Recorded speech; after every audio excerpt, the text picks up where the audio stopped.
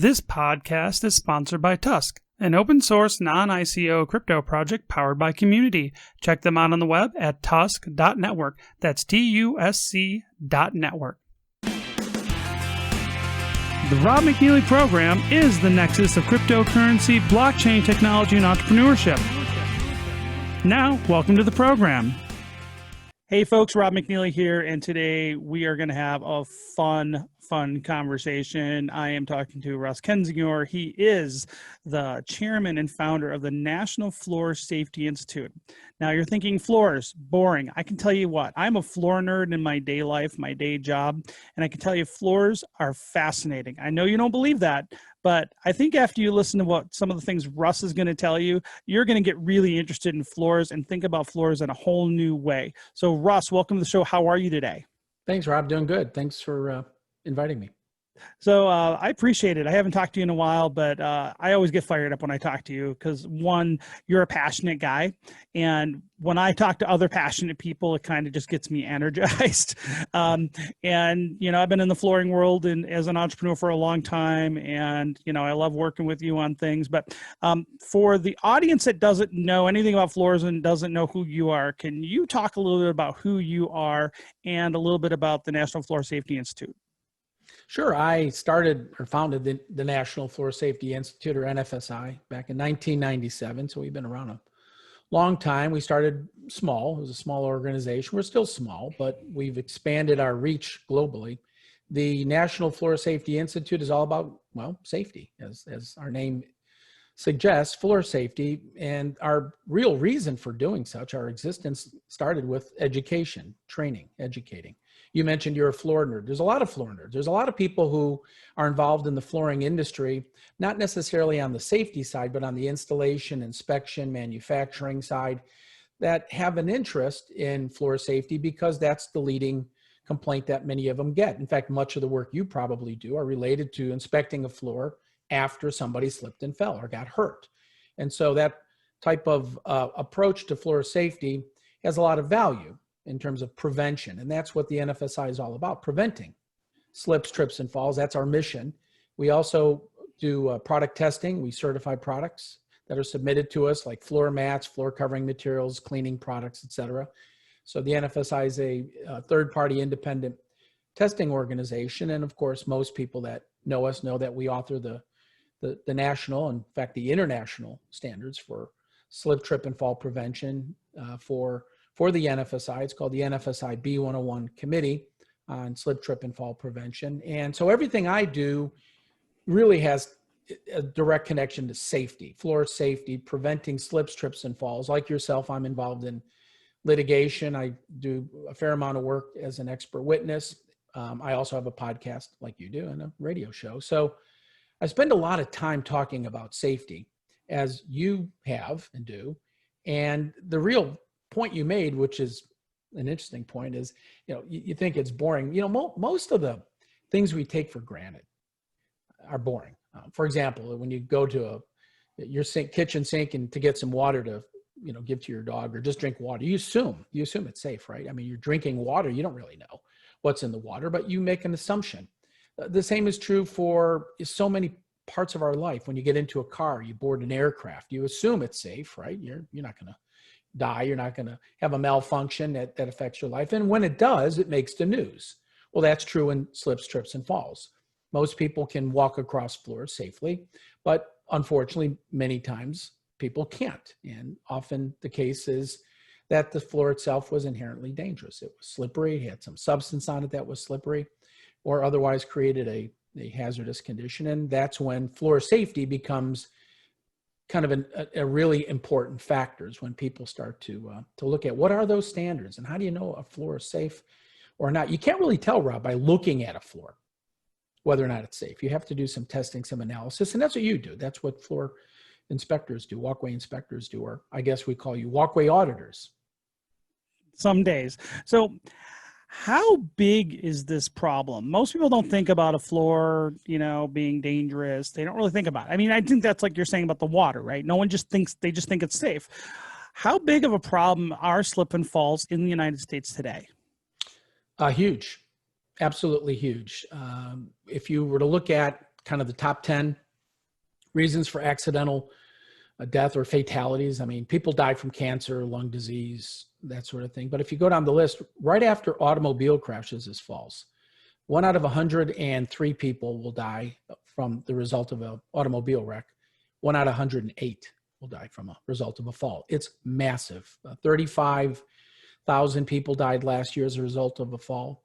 8 million hospitalizations or emergency room visits. It's the leading cause of emergency room visits in the United States as an accidental fall. It's actually the leading cause of nursing home admissions as well. You can't talk to anybody who has an elderly parent or is over the age of 65 who doesn't have a significant interest in the subject because they're the highest risk, kind of like coronavirus.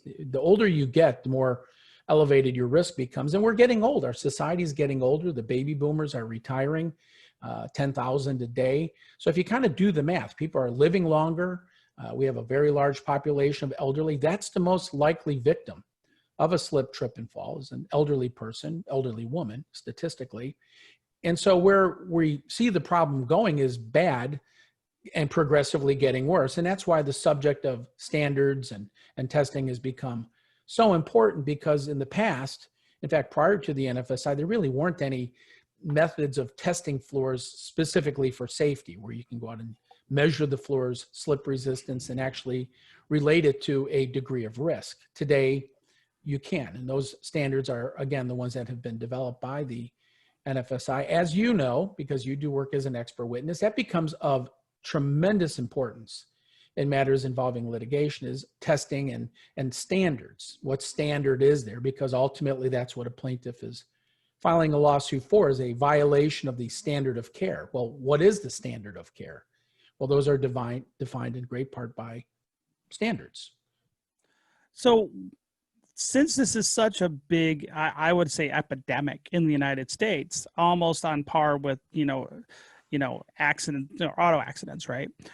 Why don't we hear about this? I mean, if you look at, how as the just mass, markets view slips and falls, it's always oftentimes done in a humorous way. People laugh at them. It's pranks, funny videos. We laugh at that. But you don't hear that about auto accidents, for instance. Why do you think there's a difference on how the general public perceives, injury and death from slip and fall?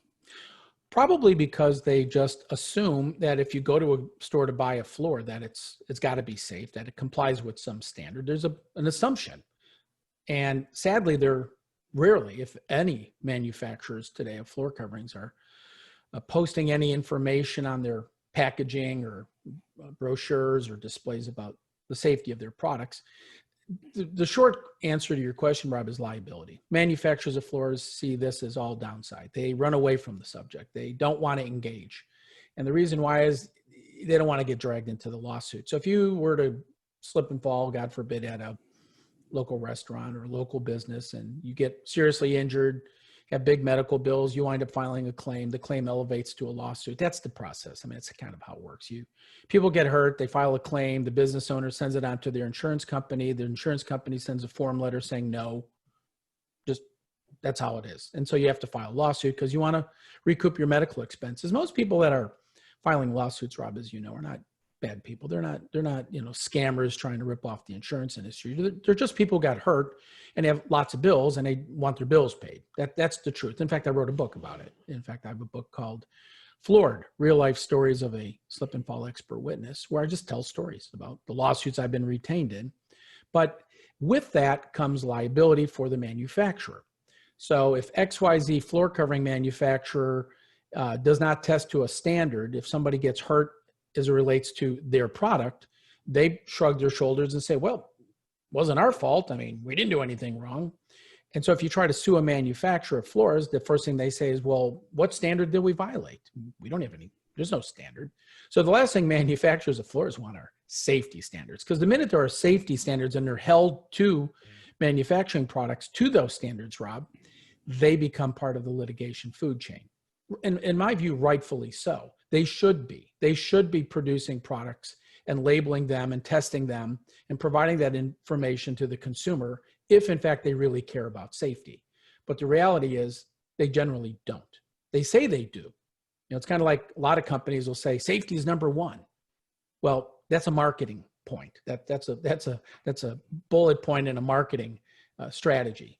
But if you look closely at their safety record, it's oftentimes they're deplorable, even though they claim safety is the most important thing. It's a buzzword. And so safety to the consumer is assumed. Safety to manufacturers of floors are generally avoided. Well, looking at like the auto industry, right? And I know a lot about the history going back to Ralph Nader and some of the other stuff back in the day with the Pinto and even seatbelts and things. But it seems to me there would be a marketing opportunity here for a more progressive floor manufacturer, like to become the Volvo, supposedly, of the flooring industry.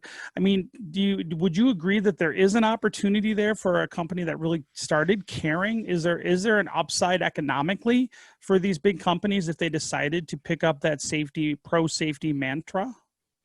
Probably not. And as an analogy, two ways to answer that question. If you remember back to the tobacco crisis that we had in the United States, where the tobacco industry, the tobacco manufacturers were brought up to Capitol Hill to testify about the effects of tobacco as related to cancer and addiction. People were being addicted to cigarettes because the charge was that the tobacco is being genetically engineered to be addictive. And if you remember, Rob, all the CEOs of the largest tobacco manufacturers in the country stood there in front of our Congress and raised their right hand and swore an oath that they were unaware that the tobacco was addictive, and they did not know that there was any genetic modifications to tobacco that was causing it to be more addictive. All of them lied. And that's the process, is if we all stand together under a mutual lie that they may not even realize is a lie, because they tell themselves the lie so many times they believe it. I mean, manufacturers of anything tend to think that their products are always safe. Even in lieu of any scientific evidence, they just believe it because, well, they believe it. It's kind of like a religion to a company. Because remember, Rob, the manufacturers of products' primary motive is profit. They want to make money. They want to sell more of whatever it is they make. So the manufacturers' tobacco did not have any interest in wanting to talk about cigarette safety. They would rather just live in the world of denial until one of the smaller tobacco companies, I think it was Liggett, broke ranks and they went rogue.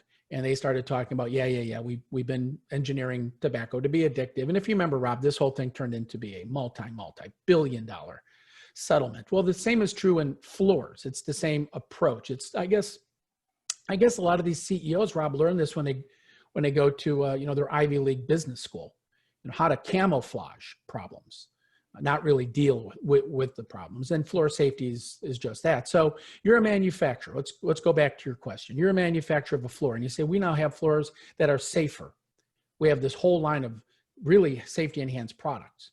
Well, internally, their attorney would say, well, wait a minute, doesn't that kind of imply that we've been making unsafe products? Would you like the safer product today? Or do you want to buy what we've been selling yesterday, which is millions and millions of square feet of the unsafe product? Because that's kind of what they're saying, right? Is you want the safe versus the stuff we've been selling you?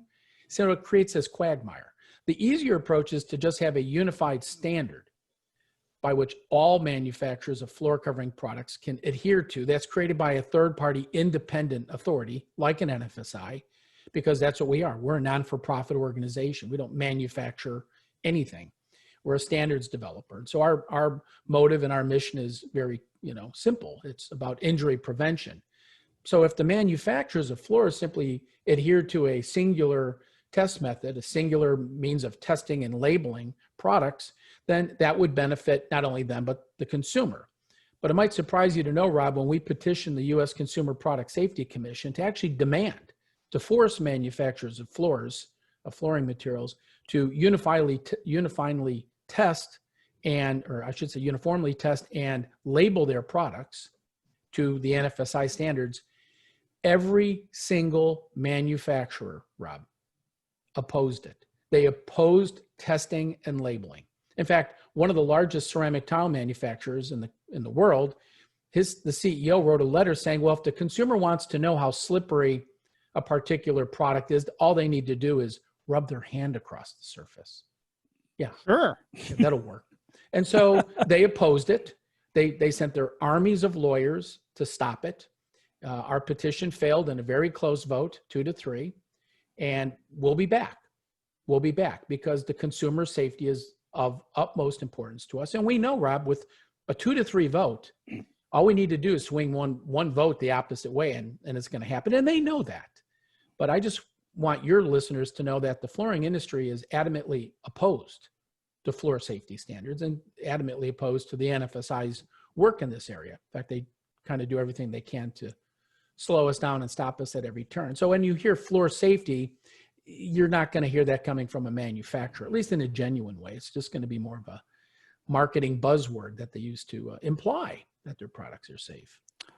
So understanding as just a general consumer that maybe the floors aren't all made the same and they're not all, super safe out of the gate. What can an individual do to reduce their own personal risk of slip and fall? Well, first of all, I used the right word, risk. There is no such thing as a, quote, safe floor or an unsafe floor. All walkways have some inherent risk. For example, if you get a floor wet, the risk of slipping goes up versus if the floor is dry. The type of shoes you're wearing will also affect the slip risk. And so what we want to do is get the consumer engaged in understanding that there's an inherent risk in everything. In fact, that's what I spend most of my time talking about on Safety Matters. My radio show is just that, matters of safety. What's going on in the community that people have to understand from the minute you get up in the morning and drink that cup of coffee that maybe was prepared with water that wasn't as safe as you think, using coffee beans that, well, may have been modified during the process of preparation that isn't as good as you think or safe as you think.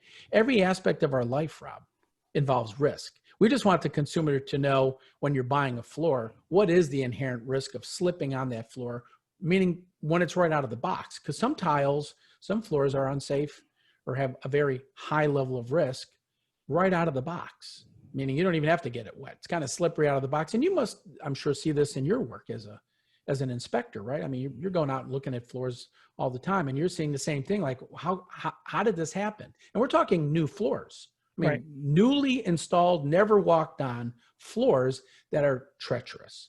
And you say, well, how could that be? And by the way, Rob, the last way you want to find out that the floor you bought was slippery is when you break your hip. Fall on it. Yeah. So and that's what happens. So I like actionable things. So what would be, if you had to say, what would be the thing that a consumer can control? It's like, shoe wear, footwear. What shoes would you stay away from, or what would you look for in a safety shoe or something that might be better for traction for an individual consumer that they can buy at a store? It's hard. It's really hard. When you go to the store to buy shoes, you can find shoes that are labeled slip resistant. But there is no standard for the footwear industry either. They use the term slip resistant like an adjective. It describes a benefit. Again, it's a marketing term. Slip resistant meaning what? Slip resistant on what surface? For example, if you're buying a pair of work shoes for, you work at a fast food restaurant. Well, that might offer a benefit in terms of slip resistance for floors that are wet or have grease or oil on them. But that shoe's slip resistance would not be appropriate for a work site like a construction zone where workers are walking on steel and wood and dirt. And so the term slip resistant has really never been defined. It's an adjective. It describes a benefit. So when the consumer goes to the marketplace to select shoes based on their slip resistance, it becomes extremely confusing. So NFSI will be releasing sometime probably early next year, the B101.7 footwear traction test method. So you can actually go to the store and assuming manufacturers adopt the standard and select a shoe based on its traction level related to your particular industry, whether that's construction, food service, or just street shoes. But to back up your question a little bit, because it's a very good question, the consumer is confused. They don't know what's going on. They assume everything's fine until they get hurt. So manufacturers of floors, we would hope that they would have a change of heart. Don't see that coming. Manufacturers of cleaning products have. You can go to the store and find products that have been tested, certified by the NFSI as high traction. And so the consumer can start making their floors safer by adopting a better cleaning program, cleaning products, cleaning equipment. I think there's 400 or 500 products that NFSI have certified, including floor mats. Footwear is coming. That's going to be the next step.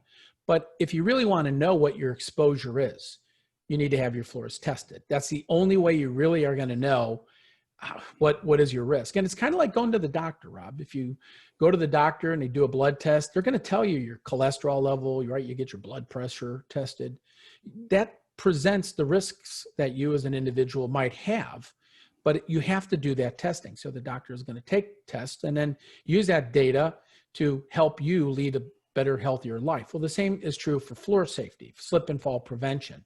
Start with the floor itself. If the manufacturer is not going to provide you that information, which generally they're not, test your floor. Have somebody come out for a few $100 and test the floor. They'll tell you where you're at. Use an NFSI certified cleaning product, and then eventually, footwear. What do you think the most dangerous shoe is, Rob? Number one. I would say having personal experience falling in them, either Crocs or flip-flops. Exactly. Flip-flops. In fact, I wrote about that in another book. Flip-flops are the most dangerous and the most popular form of footwear in probably the world. I mean, it goes back to the Egyptians. But flip-flops, the foam-soled flip-flops that have virtually no tread pattern, are just treacherous. And on any surface, wet or dry. On a wet surface, when somebody's walking in, say, to a grocery store and they're wearing flip-flops and there's a wet spot on the floor, you're basically wearing surfboards. I mean, you hit that wet spot and you're going down. And so very, very popular, but also the most dangerous form of footwear is flip-flops. A lot of people will say high-heeled shoes. They'll say, well, women wearing high heels.